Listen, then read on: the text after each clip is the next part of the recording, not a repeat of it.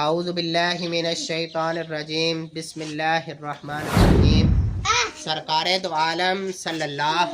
علیہ وآلہ وسلم نے فرمایا، جو شخص کوئی ایسی قسم کھائے جس سے کسی مسلمان کا مال حرام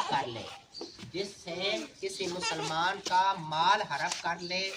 تو وہ قیامت کے دن اللہ تعالیٰ کو اس حال میں ملے گا کہ اللہ تعالیٰ اس پر غضبناک ہوگا، اللہ تعالیٰ اس پر شدید غصہ ہوگا قیامت والے دن۔ یہ جو جھوٹی قسم کھا کے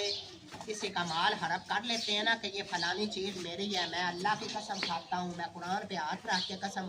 اٹھا کے کھاتا ہوں، یہ جھوٹی قسم ہے۔ حالانکہ اس کا ضمیر یا اسے پتہ ہوتا ہے کہ یہ میں جھوٹ بول رہا ہوں، اور جو جھوٹی